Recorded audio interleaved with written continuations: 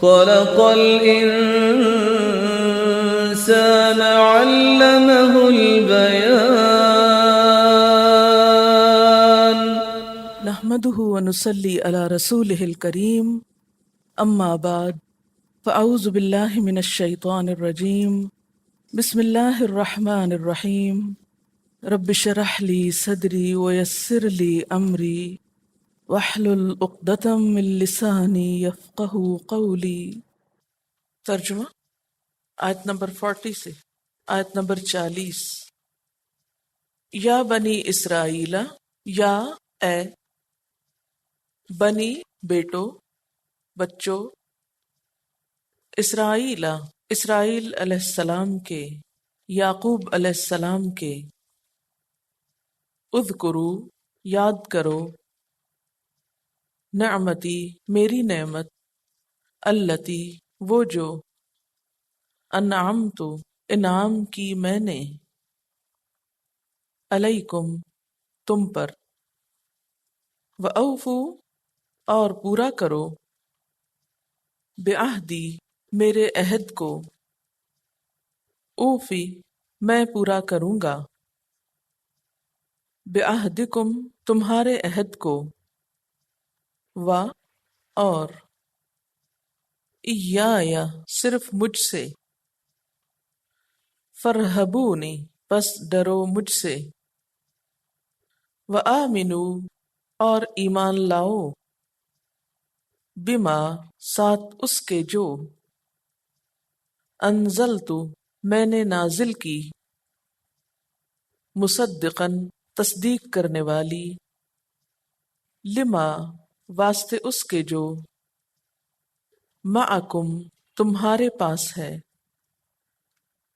ولا اور نہ، تکونو تم ہو جاؤ، اولا پہلے، کافرن کافر، انکاری، بہی ساتھ اس کے، ولا اور نہ، تشترو تم بیچو،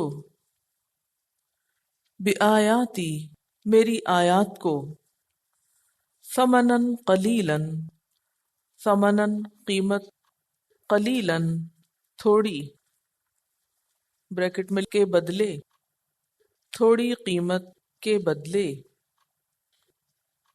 و اور، ایایا صرف مجھ سے، فاتقونی پس ڈرو مجھ سے، ولا اور نہ، تلبسو تم ڈھانپو، الحق حق کو، بالباطل ساتھ باطل کے، و اور، تکتمو نہ تم چھپاؤ، الحق حق کو، وانتم حالانکہ تم، تعلمون تم علم رکھتے ہو، جانتے ہو.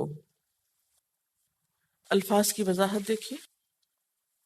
یا اے بنی، بنین، بنون، ابنا، یہ سب ابن کی جمع ہے.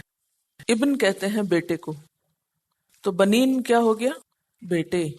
اسرائیل، اسرائیل عبرانی زبان کا لفظ ہے، اس کا مطلب ہے عبداللہ. اسرا کہتے ہیں بندے کو، اور ایل اللہ.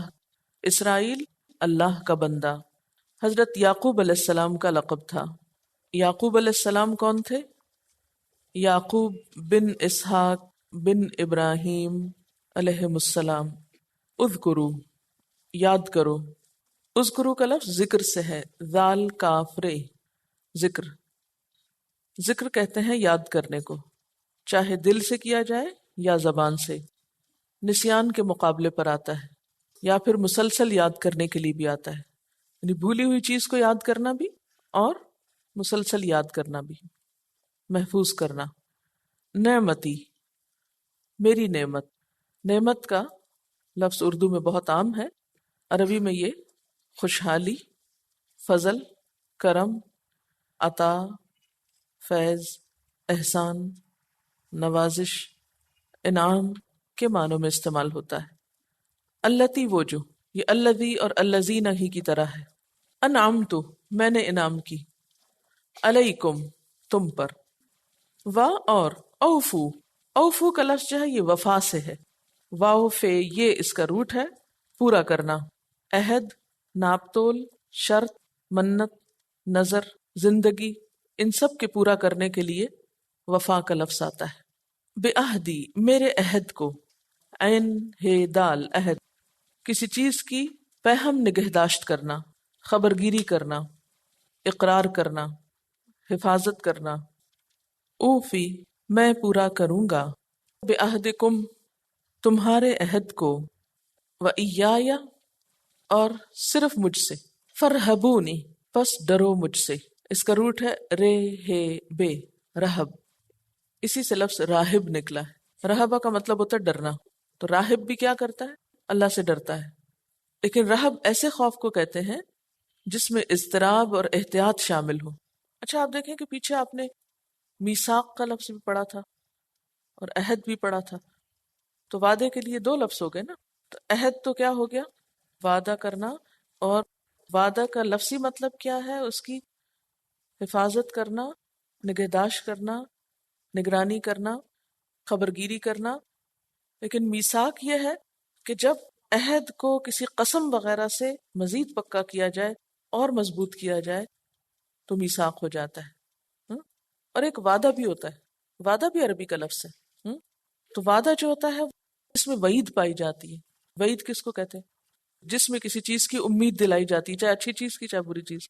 تو وعدہ کیا؟ بات یا قول جس میں کسی چیز کی امید دلائی جاتی ہے. عہد جس بات یا قول قرار کی حفاظت کی جاتی ہے، اور میثاق جس عہد یا قول و قرار پر قسم کھا کر مزید اس کو پکا کیا جاتا ہے.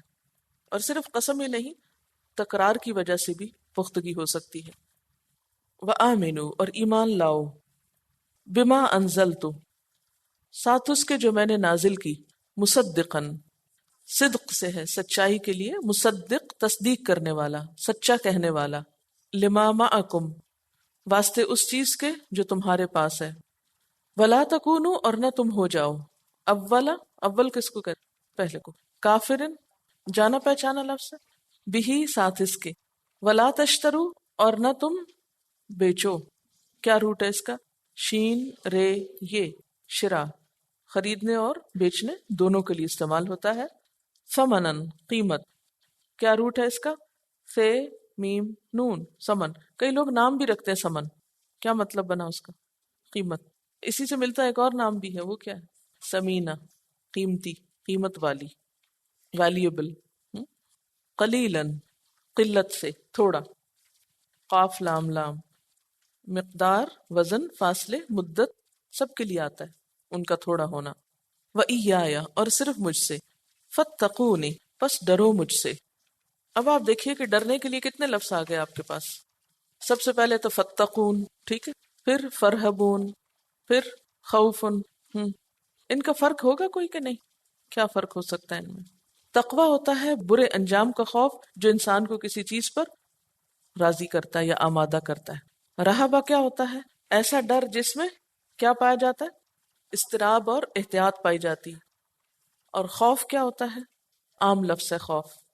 ولا تشترو اور نہ تم بیچو، بے آیاتی میری آیات کو، ثمنا قلیلا تھوڑے پیسوں میں، وَإِيَّايَ فَاتَّقُونَ اور صرف مجھ سے ڈرو. ولا تلبسو اور نہ تم لباس پہناؤ. یہ لباس پہناؤ کا معنی میں آپ کو سمجھانے کے لیے کر رہی ہوں. اس کا روٹ کیا ہے؟ لام بے سین، لبس، لباس، لباس اسی سے ہے. تو معنی یہاں کیا کیا گیا؟ چھپانا، ڈھانپنا. لباس بھی کیا کرتا ہے؟ چھپاتا ہے، ڈھانپتا ہے. ولا تلبسو اور نہ تم ڈھانپو، نہ تم چھپاؤ، الحق کا حق کو، بالباطل ساتھ باطل کے، وتکتم الحق کا اور نہ تم چھپاؤ حق کو، کاف تے میم کتما چھپانا. یہ جو پیچھے لا آ رہا ہے اس کی وجہ سے نفی کا مفہوم آ گیا. وانتم اور تم، تعلمون تم علم رکھتے ہو. چلیے اس کو مختصراً پھر دیکھتے ہیں. یا بنی اسرائیل، اے بنی اسرائیل، کیا کرو؟ اذکروا نعمتی، میری نعمت کو یاد کرو. کون سی نعمت؟ التی انعمت علیکم، جو میں نے تم پر انعام کی تھی، میں نے تم کو عطا کی تھی.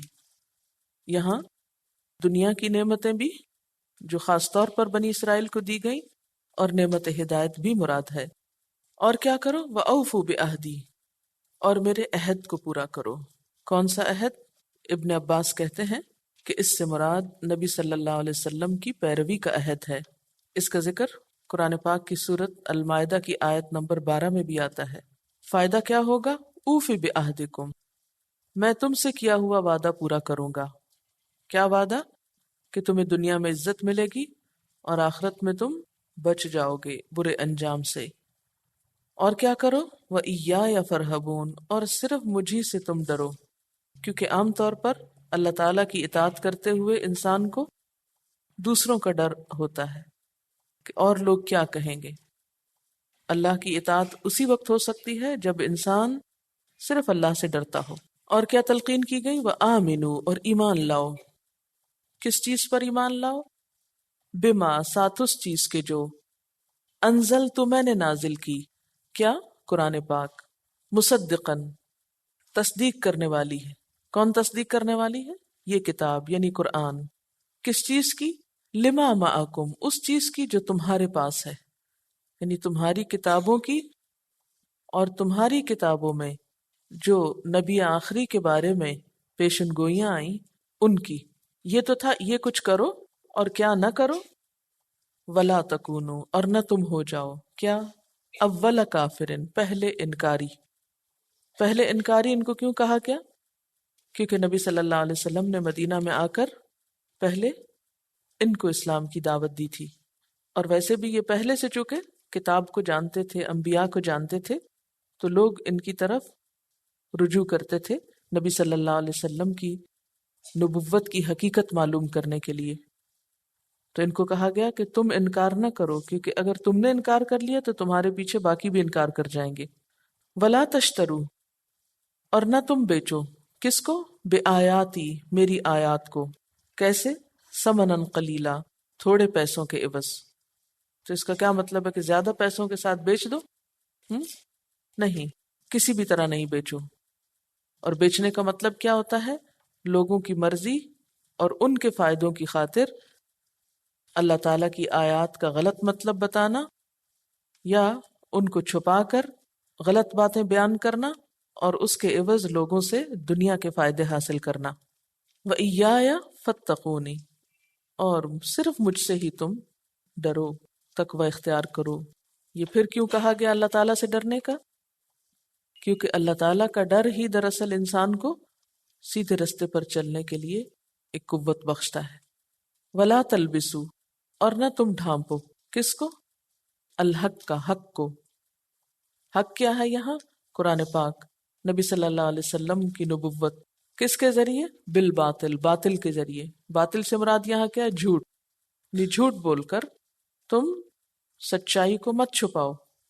وَتَكْتُمُ الْحَقَّ، اور تم حق کو چھپا جاتے ہو. وَأَنْتُمْ تَعْلَمُونَ، حالانکہ تم جانتے ہو. یہاں کس حق کو چھپانے کی بات پھر ہو رہی ہے؟ نبی صلی اللہ علیہ وسلم کی نبوت کی، قرآن پاک کی حقیقت. یعنی جب دوسرے لوگ تم سے پوچھتے ہیں کہ اس کی حقیقت کیا ہے تو تم سچی بات نہیں بتاتے ہو، حالانکہ تم ان کو پہچانتے ہو. وَأَنْتُمْ تَعْلَمُونَ، حالانکہ تم علم رکھتے ہو. یہ لوگ کیسے علم رکھتے تھے؟ کیونکہ اہل کتاب تھے نا، ان کے پاس کتابیں تھیں، یہ سب جانتے تھے، لیکن اس کے باوجود چھپاتے تھے. چلیے آیت نمبر 40 سے بنی اسرائیل کا ذکر ہو رہا ہے. جیسا کہ آپ جانتے ہیں کہ سورت بقرہ مدنی سورت ہے، یعنی مدینہ میں نازل ہوئی. اور مدینہ میں نبی صلی اللہ علیہ وسلم نے جب ہجرت کی تو وہاں پر ایک بہت بڑا گروہ یہود کا موجود تھا، جن کو اہل کتاب بھی کہا گیا. پیچھے ہم پڑھ چکے ہیں، اللہ تعالیٰ نے فرمایا یا ایھا الناس اعبدوا، اے لوگو عبادت کرو. تمام انسانیت کو عبادت کا حکم. اب سارے لوگوں میں خاص طور پر بنی اسرائیل کا ذکر. کیوں؟ اس لیے کہ یہ پیغمبروں کی اولاد تھے، ان کو کتاب دی گئی، ان میں رسول بھیجے گئے. ان کو ہدایت بخشی گئی، ان پر اللہ تعالیٰ نے اپنے طرح طرح کے انعامات کیے، اور نبی صلی اللہ علیہ وسلم جہاں پہنچے، تشریف لے گئے، وہاں یہ پہلے سے موجود تھے، یہ کتاب کو پہچانتے تھے، رسولوں کو پہچانتے تھے۔ اگر یہ ایک مثالی نمونہ پیش کرتے، اچھے مسلمان بن کے دکھاتے، تو دوسرے لوگوں کے لیے اسلام قبول کرنا اور نبی صلی اللہ علیہ وسلم کی اطاعت کرنا آسان تھا، اور ان کا بگاڑ دوسروں کے لیے حق کی قبولیت کے راستے میں ایک بہت بڑی رکاوٹ تھا۔ اس لیے ان کو خاص طور پر خطاب کیا گیا اور ان کو اللہ تعالیٰ نے اپنی نعمتیں یاد کرائیں۔ انسانوں کے کسی بھی گروہ پر اللہ تعالیٰ کا سب سے بڑا انعام یہ ہوتا ہے کہ اللہ تعالیٰ ان کے اندر کسی رسول کو بھیجے اور انہیں کتاب اور ہدایت عطا فرمائے۔ اللہ تعالیٰ نے بنی اسرائیل کو یہ نعمت بہت وافر مقدار میں عطا کی، لیکن ایک لمبی مدت گزرنے کے بعد بنی اسرائیل کا دین ان کے لیے ایک تقلیدی رسم بن گیا، ان کے دل سخت ہو گئے، دین بس ایک ریچول بن گیا، ایک رسم بن گیا، لگے بندے طریقوں کا مجموعہ رہ گیا، ان کے اندر نہ شعور تھا، نہ احساس تھا، نہ اس کی قدر تھی۔ تو اس لیے ان کو کیا کہا جا رہا ہے؟ یا بنی اسرائیل، اے بنی اسرائیل، اے اسرائیل کی اولاد، اے اسرائیل کے بچوں۔ کتنی محبت سے ذکر کیا جا رہا ہے نا، کسی کو کسی کا بچہ کہنا، کسی کو اس کے باپ کی طرف نسبت کر کے پکارنا ایک محبت کا انداز ہے۔ مثلاً اگر کوئی آپ کے والد کا نام لے کر آپ کو بلائے، سوچئے کیسا لگے گا آپ کو؟ اچھا لگے گا نا؟ اے فلاں کے بچے، کتنے پیار کا انداز ہے۔ کیونکہ حضرت یعقوب علیہ السلام جو تھے، ان کو اللہ تعالیٰ نے ایک بہت اعلیٰ مقام دیا تھا۔ یہ ایک پیغمبر کے بیٹے تھے، ایک پیغمبر کے پوتے تھے۔ اے اسرائیل کے بچوں، اسرائیل کے بچوں اس لیے بھی کہا گیا کہ والد کا عمل سامنے لایا جائے، ان کا رتبہ اور مقام یاد دلا کر احساس دلایا جائے کہ تم پیغمبر کی اولاد ہو، تمہیں ایسے کام زیب نہیں دیتے۔ اذکروا نعمتی، میری نعمت یاد کرو۔ پیچھے میں نے آپ سے یہ کہا تھا نا کہ ذکر کا کیا معنی ہوتا ہے؟ جو چیز بھول جائے اسے یاد کرانا، وہ نعمت جو تم بھول چکے ہو۔ کون سی نعمت؟ دین کی نعمت، ہدایت کی نعمت، جس کو تم بغیر شعور کے لیے ہوئے ہو، صرف ایک ڈھانچہ یا ایک خال رہ گیا ہے تمہارے پاس، اس کی اسپرٹ کو یاد رکھو۔ اذکروا نعمتی التی انعمت علیکم، یاد کرو میری وہ نعمت جو میں نے تم پر انعام کی، اور کیا کرو؟ وَأَوْفُوا بِعَہْدِی، میرے عہد کو تم پورا کرو۔ عہد سے ایک تو تورات کے احکامات مراد لیے گئے کہ تمہاری کتاب میں جو احکامات تمہیں دیے گئے تھے اور تم نے ان کی پابندی کا وعدہ کیا تھا، ان کو پورا کرو۔ کیونکہ وقت گزرنے کے ساتھ ساتھ انہوں نے کیا کیا؟ اصل دین کو ایک طرف چھوڑ دیا اور اپنی مرضی کی باتوں کو دین بنا لیا۔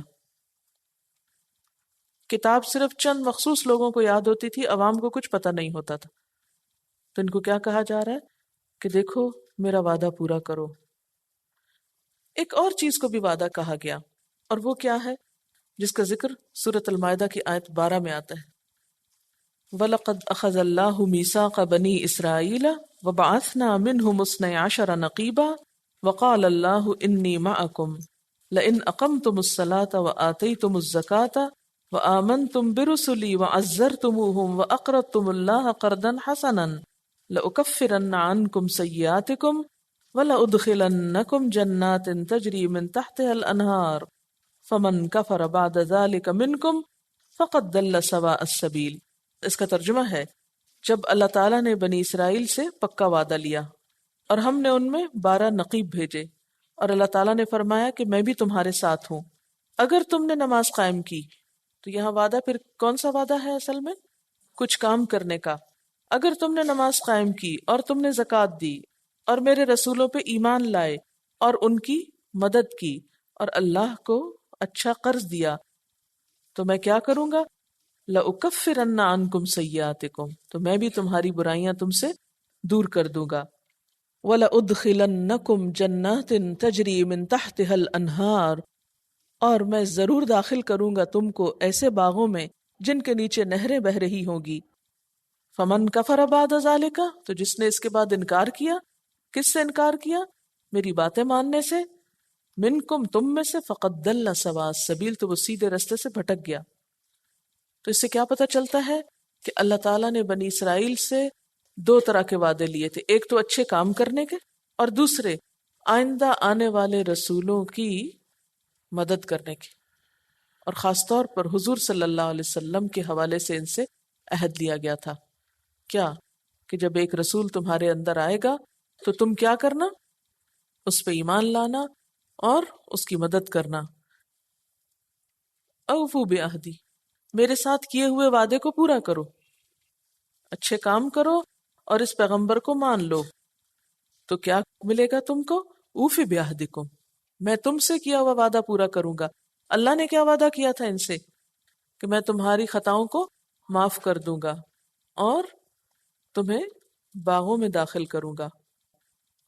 اچھا، عہد کے بارے میں ایک حدیث بھی آپ کو سناتی چلوں کہ عہد پورا کرنا کتنا ضروری ہے، اور خصوصاً اللہ تعالیٰ کے ساتھ کیا ہوا عہد. نبی صلی اللہ علیہ وسلم نے فرمایا، عہد توڑنے والوں کو جو سزا آخرت میں ملے گی اس سے پہلے ہی ایک یہ سزا دی جائے گی کہ حشر کے میدان میں، یعنی جہنم تو بعد کی بات ہے، اس سے پہلے بھی ایک سزا ملے گی کہ حشر کے میدان میں جہاں تمام اولین و آخرین کا اجتماع ہوگا، عہد شکنی کرنے والے پر ایک جھنڈا بطور علامت کے لگا دیا جائے گا، اور جتنی بڑی عہد شکنی ہوگی اتنا ہی یہ جھنڈا بڑا ہوگا. اس طرح ان کو میدان حشر میں رسوا اور شرمندہ کیا جائے گا. یہ حدیث مسلم نے روایت کی ہے. میدان حشر میں لوگوں کو کھڑا ہونا پڑے گا نا، تو عہد توڑنے والے جہاں کھڑے ہوں گے ان کے سر پہ یا ان کی جگہ پر ایک جھنڈا لگا ہوگا جس پہ کیا لکھا ہوگا؟ یہ عہد توڑنے والے لوگ اس میں نیچے کھڑے ہیں. اور جتنا بڑا کوئی عہد توڑنے والا ہوگا اتنا بڑا اس کا جھنڈا ہوگا. اس لیے اس معاملے میں بہت محتاط رہنے کی ضرورت ہے کہ انسان اللہ سے کیے ہوئے کسی وعدے کو توڑ ڈالے، جس میں عام طور پر منت اور نظر وغیرہ بھی آتی. اور ویسے بھی لا الہ الا اللہ پڑھ کے ہم ایک عہد ہی کرتے ہیں نا، وَإِيَّايَ فَارْهَبُونَ، اور صرف مجھ سے تم ڈرتے رہو. یہ کیوں کہا گیا کہ صرف مجھ سے ڈرتے رہو؟ کیونکہ عام طور پر ایسا ہوتا ہے کہ انسان جب اللہ کے راستے پہ چلنے لگتا ہے تو کون سی چیز اس کے راستے میں بہت بڑی رکاوٹ بنتی ہے؟ معاشرہ، لوگ. پھر انسان کہتا ہے کہ اچھا اگر میں اللہ کی بات مانوں گا تو لوگ مجھے کیا کہیں گے، فلاں کیا کہے گا، فلاں کیا کہے گا. اور لوگوں کا خوف بسا اوقات اتنا دل پہ آ جاتا ہے کہ انسان ان کے آگے مجبور ہو کے حق کو چھوڑ بیٹھتا ہے. لیکن جس دل میں اللہ کا خوف آ جائے وہ پھر بندوں سے نہیں ڈرتا. اور جب تک اللہ کا خوف نہ آئے، اللہ کا ڈر نہ آئے، اس وقت تک انسان سیدھے راستے پہ چل سکتا ہی نہیں. تو اچھے عمل کے لیے کیا ضروری ہے؟ اللہ کا خوف. اچھا، اور کیا کہا تھا بنی اسرائیل کو؟ اور کیا کرو؟ وَآمِنُوا، ایمان لے آؤ. کس چیز پر؟ بما انزلت، جو میں نے اتاری ہے. کیا اتارا تھا اللہ تعالیٰ نے؟ قرآن پاک.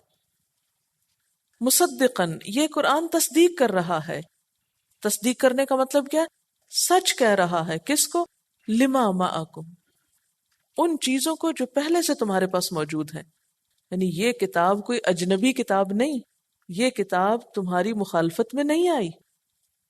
یہ کتاب تمہاری چیزوں کی تصدیق کرنے کے لیے آئی ہے، ان کو ویریفائی کرنے کے لیے، ان کو کنفرم کرنے کے لیے آئی ہے. کیونکہ انہوں نے وقت گزرنے کے ساتھ ساتھ اپنی کتاب کی صحیح حفاظت نہیں کی تھی. اس میں کئی نئی نئی تبدیلیاں بھی کر لی تھی.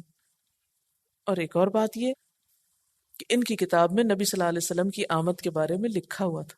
فرمایا یہ نبی آیا ہے، اس کی کتاب آئی ہے، یہ اسی بات کی تو تصدیق ہے جو تمہارے پاس پہلے سے ہی موجود ہے، لکھی ہوئی ہے. وَلَا تَكُونُوا أَوَّلَ كَافِرٍ بِهِ، اور تم اس کے ساتھ، یعنی اس قرآن کے ساتھ، اس نبی کے ساتھ سب سے پہلے انکار مت کرو. اول کافر بے، یعنی پہلے انکاری نہ بنو.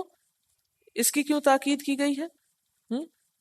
کیونکہ جو شخص کسی شر کا دروازہ کھولتا ہے، سب سے پہلے کوئی غلط کام کرتا ہے، تو اس کے بعد میں جتنے لوگ وہ غلط کام کرتے ہیں ان سب کا نتیجہ اس کو بھی بھگتنا پڑتا ہے۔ اور کیا نہ کرو، وَلَا تَشْتَرُوا بِآيَاتِي ثَمَنًا قَلِيلًا، میری آیات کو تھوڑے پیسوں کے عوض نہ بیچو۔ آیات کا بیچنا کیا ہوتا ہے؟ آیات کا بیچنا یہ ہوتا ہے کہ لوگوں کو اللہ کے دین کے بارے میں وہی بات بتائی جائے جو ان کو پسند آئے، تاکہ ان سے دنیاوی فائدے حاصل کیے جا سکے۔ یہاں پر فرمایا تھوڑی قیمت کے عوض نہ بیچو، تو اس کا مطلب یہ کہ بڑے پیسے ملے تو پھر بیچ ڈالنا چاہیے؟ نہیں، دنیا کا تو زیادہ بھی تھوڑا ہے اور تھوڑا تو بہت ہی تھوڑا ہے۔ وَإِيَّايَ فَاتَّقُونَ، اور صرف مجھ سے ڈرو۔ پھر دوبارہ وہی بات کی گئی نا کہ اگر مجھ سے ڈرو گے تو پھر یہ غلط کام چھٹ جائے گا۔ آپ دیکھیں نا، جیسے ایک شخص ہے، اس کے پاس آیات الہی کا علم ہے، مثلا میں اپنی ہی مثال دیتی ہوں کہ میں آپ کو قرآن پاک پڑھا رہی ہوں۔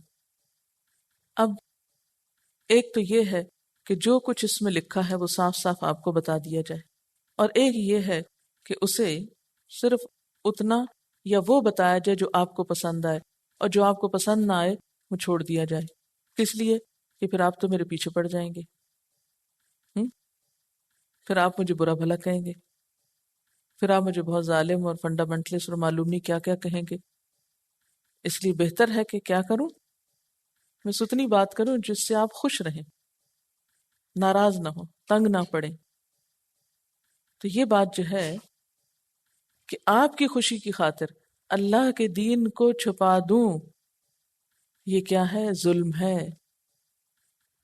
اور اس کا علاج پھر کیا ہے؟ یا فتقون، صرف اللہ سے ڈرو۔ جو شخص اللہ سے ڈرتا ہے اس کو حق بات کہتے ہوئے ڈر نہیں لگتا، اس کو سچی بات بتاتے ہوئے پھر شرم نہیں آتی، اور جب علم والوں کے دل سے خدا کا خوف نکل جائے تو پھر حق پیچھے چلا جاتا ہے۔ اور کیا نہ کرو، وَلَا تَلْبِسُوا الْحَقَّ بِالْبَاطِلِ، حق کو مت چھپاؤ باطل کے ساتھ، جھوٹ کے ساتھ۔ کیسے چھپاتے تھے؟ مثلا کوئی ان سے آ کے پوچھتا کہ اللہ کے رسول صلی اللہ علیہ وسلم سچے نبی ہیں، تو کہتے ہاں نبی تو ہے لیکن صرف عربوں کے لیے، ہمارے لیے نہیں، ہمارے تو اپنے پہلے والے ہی نبی کافی ہیں۔ کبھی کسی طرح نبی صلی اللہ علیہ وسلم کی نبوت کو چھپا دیتے تھے، ان کا نبی ہونا ظاہر نہیں کرتے تھے۔ وَتَكْتُمُ الْحَقَّ، اور نہ تم چھپاؤ حق کو، وَأَنْتُمْ تَعْلَمُونَ، اور تم جانتے ہو، علم رکھتے ہو۔ کس بات کا علم رکھتے ہو؟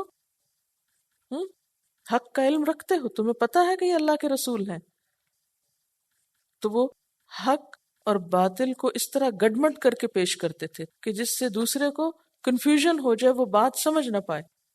تلبسو کا کیا مطلب ہوتا ہے؟ ایسے شبہ میں ڈال دیتے تھے، یعنی بسا اوقات حق کو اس طرح پیش کیا جاتا ہے کہ وہ حق لگے ہی نہ وہ حق ہو نہ وہ باطل ہو۔ جس طرح آپ حلیم پکاتے ہیں نا،